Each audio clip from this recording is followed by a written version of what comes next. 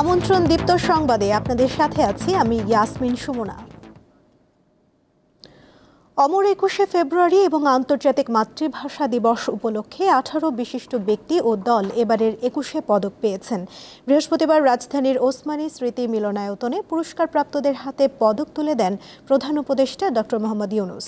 পদকপ্রাপ্তরা হলেন চলচ্চিত্রে আজিজুর রহমান মরণোত্তর, সঙ্গীতে ওস্তাদ নিরুত বরণ বড়ুয়া মরণোত্তর ও ফেরদৌসারা, গবেষণায় মইদুল হাসান, শিক্ষায় ডক্টর নিয়াজ জামান, আলোকচিত্রে নাসির আলী মামুন ও চিত্রকলায় রোকেয়া সুলতানা, সাংবাদিকতায় মাহফুজুল্লাহ মরণোত্তর এবং বিজ্ঞান ও প্রযুক্তিতে মেহেদী হাসান খান, রিফাত নবী, তানবিন ইসলাম সিয়াম ও শাবাব মুস্তফা।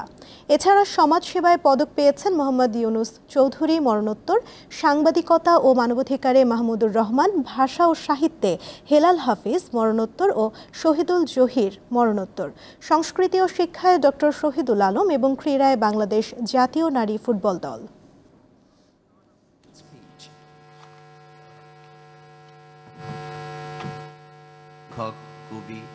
তারা ঘুরে ধরা আত্মবিনাশী সভ্যতার বন্ধন মুক্ত হয়ে তাদের স্বপ্নের নতুন সভ্যতা গড়তে চায়। সেই সভ্যতার মূল লক্ষ্য থাকবে পৃথিবীর সকল সম্পদের উপর প্রতিটি মানুষের সমান অধিকার নিশ্চিত করা, প্রতিটি মানুষের স্বপ্ন দেখার এবং সেই স্বপ্ন বাস্তবায়নের সকল সুযোগ নিশ্চিত করা।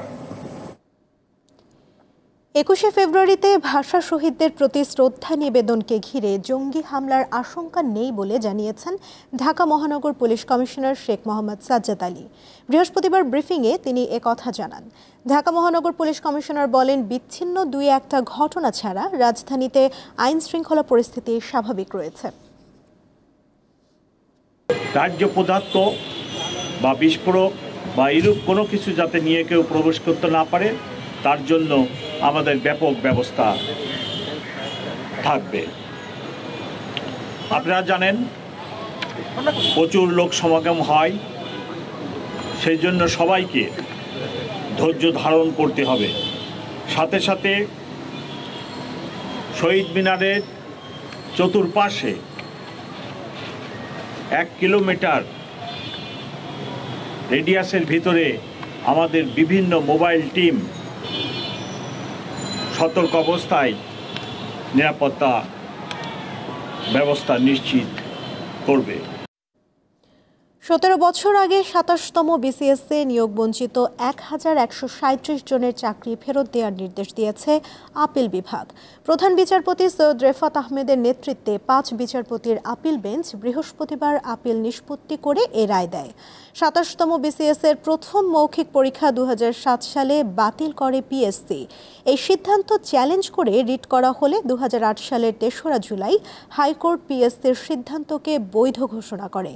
হাইকোর্টের ওই রায়ের পর দ্বিতীয়বার মৌখিক পরীক্ষা অনুষ্ঠিত হয়। এতে অকৃতকার্যরা রিট করলে 2009 সালের 11ই নভেম্বর প্রথম মৌখিক পরীক্ষায় উত্তীর্ণদের 3 মাসের মধ্যে মেধার ভিত্তিতে নিয়োগ দেওয়ার নির্দেশ দেওয়া হয়। এ রায়ে দ্বিতীয় মৌখিক পরীক্ষা অবৈধ ঘোষণা করা হলেও চাকরিতে নিযুক্তদের বহাল রাখার নির্দেশ দেওয়া হয়। এরপর হাইকোর্টের রায়ের বিরুদ্ধে করা আপিল শুনানি পেয়ে শেষে 2010 সালের 11ই জুলাই আপিল বিভাগ পিএসসির সিদ্ধান্তকে বৈধ ঘোষণা করে। আজ এই রায়ের মধ্য দিয়ে যে ন্যায় বিচার প্রতিষ্ঠা হলো, দুটো জিনিস পরিষ্কার হলো। সেটা হলো যেটা আপনাদের আগে বলেছি, যে বিচার বিভাগের মর্যাদাটা সমুন্নত হলো। বিচার বিভাগ যে নির্বাহী বিভাগের হাতিয়ার হিসাবে ব্যবহৃত হয়ে পলিটিক্যাল কনসিডারেশনে এদেশের মানুষ হওয়া সত্ত্বেও ন্যায় বিচার থেকে এদেরকে বঞ্চিত করেছে, সে দায় থেকে বিচার বিভাগ মুক্ত হলো। আর দ্বিতীয় যেটা হলো, ভবিষ্যতের জন্য একটা দ্বার উন্মোচিত হলো। রাজধানীর মোহাম্মদপুরে চাঁদ উদ্যানের 5 নম্বর রোডে অভিযান চালিয়েছে যৌথ বাহিনী। পুলিশ জানিয়েছে, বুধবার রাত 12টার দিকে যৌথ বাহিনীর উপস্থিতি টের পেয়ে একটি বাড়িতে ঢুকে পড়ে সন্ত্রাসীরা। এরপর আত্মসমর্পণ করতে বলা হলেও তাতে সাড়া না দিয়ে যৌথ বাহিনীকে লক্ষ্য করে গুলি ছোড়ে তারা। আত্মরক্ষার্থে পাল্টা গুলি চালায় আইন শৃঙ্খলা বাহিনী। পরে বাড়ির ভেতর প্রবেশ করে অস্ত্র, গুলি সহ 5 সন্ত্রাসীকে আটক করা হয়। উদ্ধার করা হয় 2 জনের মরদেহ। মোহাম্মদপুর জোনের সহকারী পুলিশ কমিশনার AKM মেহেদী হাসান গণমাধ্যমকে জানিয়েছেন, অভিযানের সময় অনেকেই পালিয়ে গেছে। নিহত দুজনের হাতে ধরা একটি পিস্তল ও একটি চাপাতি পাওয়া গেছে।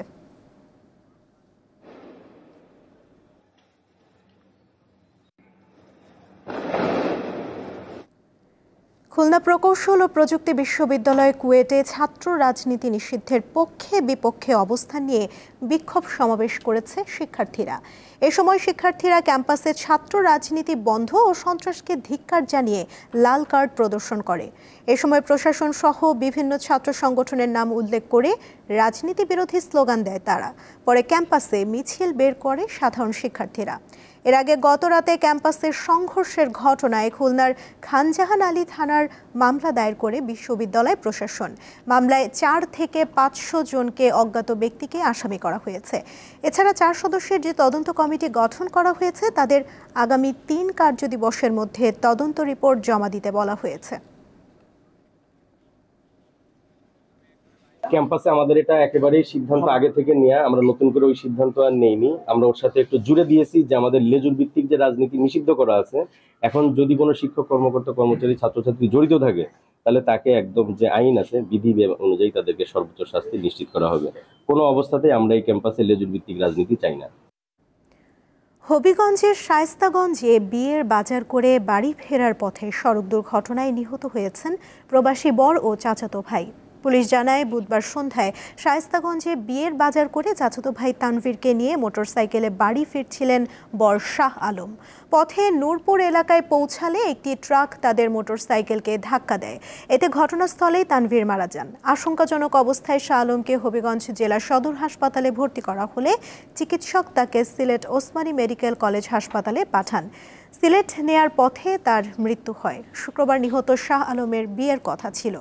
এদিকে সাতক্ষীরায় নিয়ন্ত্রণ হারিয়ে একটি বাস গাছের সঙ্গে ধাক্কা লেগে হেলপার সহ 13 যাত্রী আহত হয়েছেন। বৃহস্পতিবার ভোর 4:30টার দিকে সাতক্ষীরা শহরের সার্কিট হাউস মোড়ে এই দুর্ঘটনা ঘটে।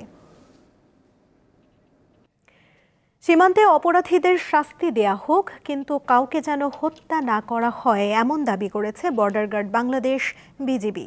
ভারতের দিল্লিতে চলমান বিএসএফ বিজিবি মহাপরিচালক পর্যায়ের বৈঠকে এ দাবি করা হয়। জবাবে বিএসএফ জানায়, পরিস্থিতি এমনই হয় যে গুলি না চালিয়ে উপায় থাকে না। ভারতীয় গণমাধ্যম জানায়, সীমান্তে বিএসএফের বেড়া স্থাপনের বিষয়েও আপত্তি জানিয়েছে বিজিবি। গত 5ই আগস্ট বাংলাদেশের ক্ষমতাচ্যুত প্রধানমন্ত্রী শেখ হাসিনার সরকারের পতনের পর বিএসএফ ও বিজিবির মহাপরিচালক পর্যায়ের এটাই প্রথম আনুষ্ঠানিক বৈঠক। বিজিবি প্রতিনিধি দলের নেতৃত্বে রয়েছেন মহাপরিচালক মেজর জেনারেল মোহাম্মদ আশরাফুজ্জামান সিদ্দিকী এবং বিএসএফের নেতৃত্বে রয়েছেন মহাপরিচালক দলজিৎ সিং চৌধুরী।